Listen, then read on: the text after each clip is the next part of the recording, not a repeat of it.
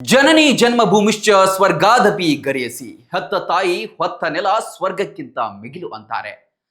ತಾಯಿ ಋಣ ಮತ್ತು ನೆಲದ ಋಣವನ್ನ ಯಾವತ್ತಿಗೂ ಕೂಡ ತೀರಿಸೋದಕ್ಕೆ ಆಗೋದಿಲ್ಲ. ಇದನ್ನ ಅರಿತಂತಹ ಓರ್ವ ಅಜ್ಜಿ, ನಾನು ಭಾರತದ ಮಣ್ಣಲ್ಲೇ ಮಣ್ಣಾಗಬೇಕು, ಇಲ್ಲೇ ನನ್ನ ಅಂತ್ಯ ಸಂಸ್ಕಾರ ಆಗಬೇಕು, ಇಲ್ಲೇ ನಾನು ಜೀವ ಬಿಡಬೇಕು ಅನ್ನುವಂತಹ ಆಸೆಯನ್ನ ವ್ಯಕ್ತಪಡಿಸಿದ್ದಾರೆ. ಹಾಗಾದ್ರೆ ಈಕೆಯ ಹಿನ್ನೆಲೆ ಏನು ಅನ್ನೋದನ್ನ ಹೇಳ್ತೀನಿ ಕೇಳಿ. ಆಂಧ್ರ ಪ್ರದೇಶದ ಒಂದು ಊರಿನಲ್ಲಿ ಈ ಅಜ್ಜಿ ಹೆಸರು ಮಹಾಲಕ್ಷ್ಮಮ್ಮ ಅಂತ ಹೇಳಿ, ಈ ಅಜ್ಜಿ ತನ್ನ ಗಂಡನ ಜೊತೆಗೆ ವಾಸ ಇರ್ತಾರೆ. ಗಂಡ ಮರಣ ಆದ ನಂತರ, ಅಂದ್ರೆ ಗಂಡ ಸತ್ತ ನಂತರ ಈಕೆಯ ಮಗ ಅಮೆರಿಕದಲ್ಲಿ ವಾಸ ಆಗಿರ್ತಾರೆ. ಆ ಮಗ ಏನ್ ಹೇಳ್ತಾನೆ, ಅಮ್ಮ ನೀನು ಕೂಡ ನನ್ನ ಹತ್ರ ಅಮೆರಿಕಕ್ಕೆ ಬಂದು ಬಿಡು ಅಂತ ಹೇಳ್ತಾರೆ. ಅಂದ್ರೆ ಮಗ ಅಲ್ಲಿ ಅಮೆರಿಕದ ವರ್ಜೀನಿಯಾದಲ್ಲಿ ಏನ್ ಮಾಡ್ತಾ ಇರ್ತಾರೆ, ವೈದ್ಯರಾಗಿ ಕೆಲಸ ಮಾಡ್ತಾ ಇರ್ತಾರೆ. ಹಾಗಾಗಿ ಅಮೆರಿಕದಲ್ಲಿ ಮಗ ಡಾಕ್ಟರ್ ಇದ್ದಾನೆ, ನಾನು ಕೂಡ ಇಲ್ಲಿ ಏನ್ ಮಾಡೋದು, ಗಂಡ ಸತ್ತ ಅಲ್ಲ ಅಂತ ಹೇಳಿ ಮಗನ ಹತ್ತಿರ ಹೋಗ್ತಾರೆ. ಅದಾದ ಬಳಿಕ 2000ನೇ ಇಸ್ವಿಯಲ್ಲಿ ಅಜ್ಜಿಗೆ ಅಮೆರಿಕದ ಪೌರತ್ವ ಕೂಡ ಸಿಗುತ್ತೆ. ಅಂದ್ರೆ ಅಮೆರಿಕದ ಪ್ರಜೆ ಅಂತ ಹೇಳಿ ಅವ್ರಿಗೊಂದು ಅಧಿಕೃತ ಪೌರತ್ವ ಸಿಗುತ್ತೆ. ಅದಾದ ಬಳಿಕ ಸುಮಾರು 18 ವರ್ಷಗಳ ಕಾಲ, ಅಂದ್ರೆ 2018ರ ತನಕ ಕೂಡ ಅಮೆರಿಕದಲ್ಲಿ ವಾಸ ಮಾಡಿದ್ರು.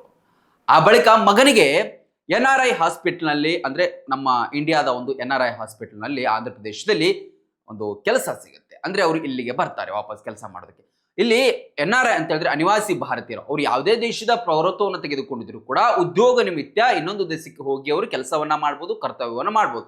ಹಾಗಾಗಿ ಮಗ ವಾಪಸ್ ಇಲ್ಲಿ ಇಂಡಿಯಾಗೆ ಬಂದಾಗ ತಾಯಿ ಕೂಡ ಏನಾಗುತ್ತೆ, ಭಾರತದ ಸೆಳೆತ ಹೆಚ್ಚಾಗುತ್ತೆ.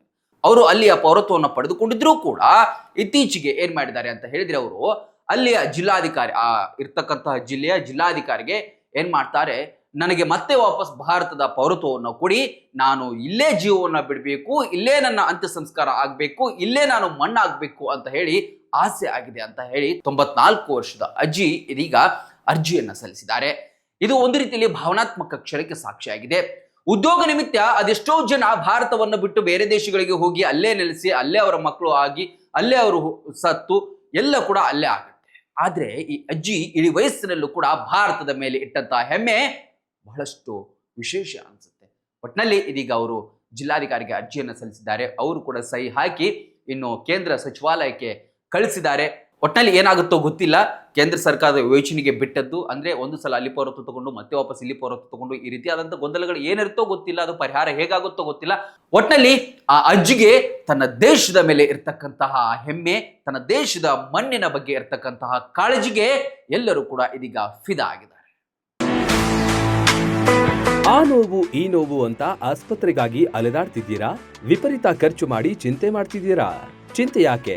ಜಗದಾಳಕ್ಕೆ ಬನ್ನಿ. ಸುಶೀಲಾದೇವಿ ಯೋಗ ಮತ್ತು ಪ್ರಕೃತಿ ಚಿಕಿತ್ಸಾ ಕೇಂದ್ರದಲ್ಲಿ ಯಾವುದೇ ಆಪರೇಷನ್ ಇಲ್ಲದೆ ನಿಮ್ಮ ಎಲ್ಲಾ ಕಾಯಿಲೆಗೂ 100% ಚಿಕಿತ್ಸೆ ಪಕ್ಕ. ಲಕ್ವಾ, kidney, liver cirrhosis, cancer, thyroid, migraine, ಬೊಜ್ಜು, ಶುಗರ್, ಬಿಪಿ, ನಶಾ ಮುಕ್ತಿ, ಲಿವರ್ ಡಿಸೀಸ್, ಡಿಪ್ರೆಷನ್, ಕೀಲು ನೋವು, ಸಂದು ನೋವು, ಬಂಜೆತನ, ಚರ್ಮ ರೋಗಗಳಿಗೂ ಇಲ್ಲಿದೆ ರಾಮಬಾಣ. ಆಯುರ್ವೇದದ ಪಂಚಕರ್ಮ, ಪ್ರಕೃತಿ, ಆಕ್ಯುಪ್ರೆಷರ್, ಆಕ್ಯುಪಂಕ್ಚರ್, ಯಜ್ಞ ಚಿಕಿತ್ಸೆ, ಶೃಂಗಿ ಚಿಕಿತ್ಸೆ, ಅಗ್ನಿಕರ್ಮ, ವಾತಮೋಕ್ಷಣ, ಯೋಗ, ವಾಟರ್ ಥೆರಪಿ, ಮಡ್ ಥೆರಪಿ ಸೇರಿದಂತೆ ಮುಂತಾದ ಚಿಕಿತ್ಸೆಗಳು ಲಭ್ಯವಿದೆ. ಇಲ್ಲೇ ಉಳಿದುಕೊಂಡು ಚಿಕಿತ್ಸೆ ಪಡೆಯುವವರಿಗೆ ಊಟ ವಸತಿಯೊಂದಿಗೆ 5, 7, 10, 15 ದಿನಗಳ ವಿಶೇಷ ಪ್ಯಾಕೇಜ್ಗಳಿವೆ. ಬನ್ನಿ, ಚಿಕಿತ್ಸೆ ಪಡೆದು ಗುಣಮುಖರಾಗಿ ಹೋಗಿ.